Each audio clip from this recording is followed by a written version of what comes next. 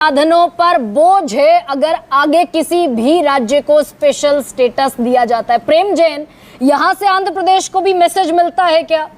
18 में आपने छोड़ दिया था, कोई फर्क पड़ा नहीं, लेकिन अगर 24 में वही नौबत आती दिखी तो क्या करेंगे? क्योंकि स्पेशल स्टेटस तो दिया नहीं जा सकता ना, नीति आयोग कहता है।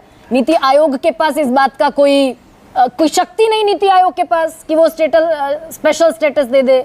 वित्त आयोग रिकमेंड करेगा नहीं, गॉडगिल फॉर्मूले के तहत उसमें उस सूची में आंध्र प्रदेश आता नहीं, तो क्या करेंगे प्रेम जैन?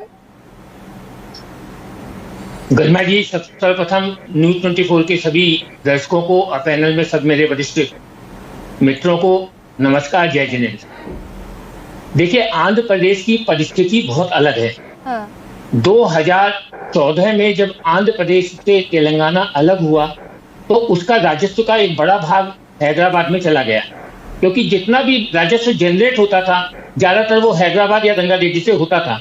हैदराबाद, और सबसे बड़ी प्रॉब्लम हुई कि आंध्र प्रदेश के पास अपनी कोई कैपिटल नहीं है, कोई राजधानी नहीं है। माननीय चंद्रबाबू नायडू साहब सत्ता में आए, उन्होंने 5 साल प्रयास किया, अमरावती को डेवलप करना चालू किया, लेकिन दुर्भाग्यवश जब दोबारा वाईएसआरसीपी की गवर्नमेंट आई तो आंध्र प्रदेश को इस तरीके से तोड़ मरोड़ के बर्बाद किया गया, वहां पे हर माफिया राज पैदा किया गया कि आंध्र प्रदेश को 5 साल डेवलप करने के बजाय 10 साल पीछे अंधेरे में धकेल दिया गया।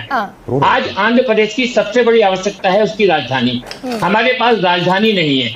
हमारी सबसे पहले डिमांड है कि हम राजधानी को बनाएं, और राजधानी भी चंद्रबाबू नायडू साहब का एक सपना है कि वो विश्व स्तरीय राजधानी बनेगी। और इसीलिए प्रेम जी, स्पेशल स्टेटस के दर्जे की मांग श्रिंक होकर, माइल्ड होकर स्पेशल पैकेज पर आकर खत्म हो गई। 60,000 करोड़ मान लिया, 60,000 करोड़ मिल जाएगा, स्पेशल स्टेटस का दर्जा पीछे छूट गया, यही हुआ ना?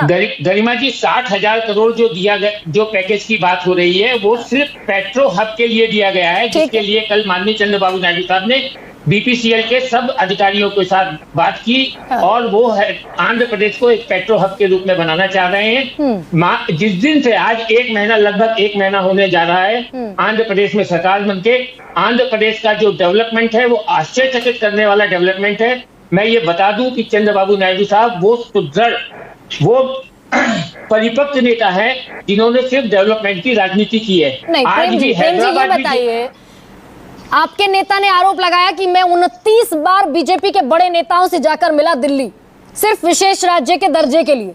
वो विशेष राज्य के दर्जे की मांग इंटैक्ट है, या फिर ये 60,000 करोड़ से और कुछ और 1000 करोड़ मिल जाएंगे तो विशेष राज्य का दर्जा पीछे छूट जाएगा? कितना आप देखिए गरिमा जी,